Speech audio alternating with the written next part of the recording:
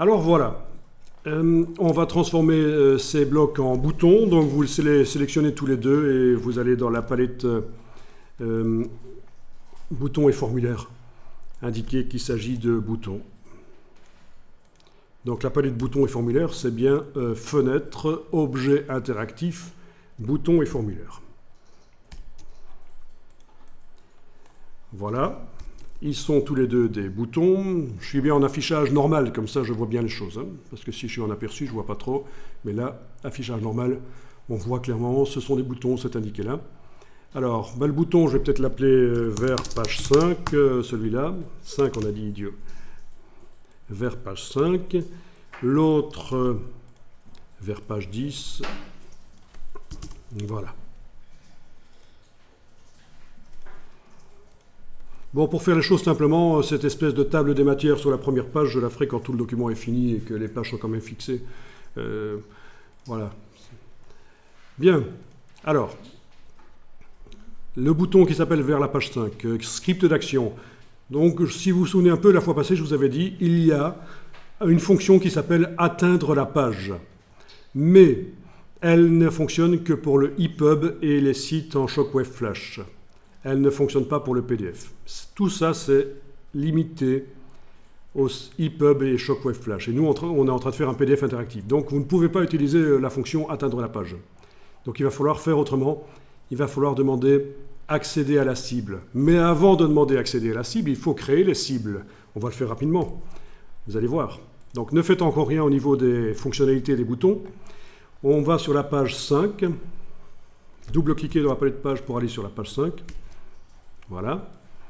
On va aller chercher la palette des hyperliens, fenêtres, objets interactifs, hyperliens.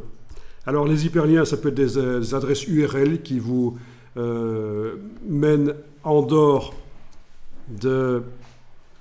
du document PDF interactif, ça vous amène sur un site web par exemple, oui, pourquoi pas. Ça peut aussi être des encres. Vous avez un long document PDF, un peu comme une longue page web, et vous avez certainement déjà vu ça.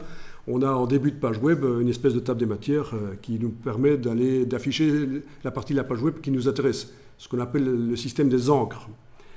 Mais ça peut aussi être autre chose. Dans un PDF interactif, on va créer sur la page 5 ici, on va créer une cible d'hyperlien.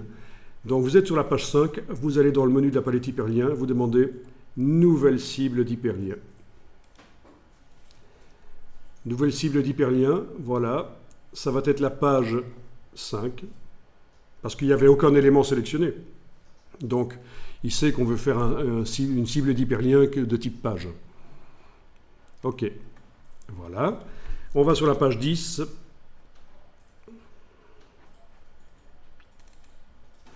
Même chose, menu de la palette hyperlien, nouvelle cible d'hyperlien, page 10, OK. Voilà. Donc on a créé deux cibles d'hyperlien. Et on peut retourner sur la page 1.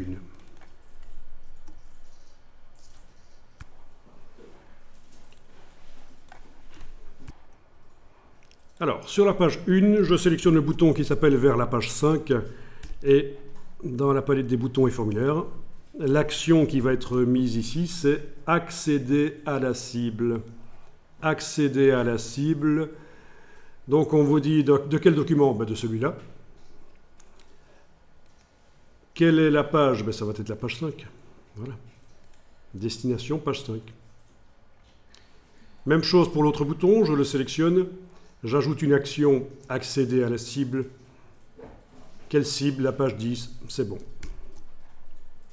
Super.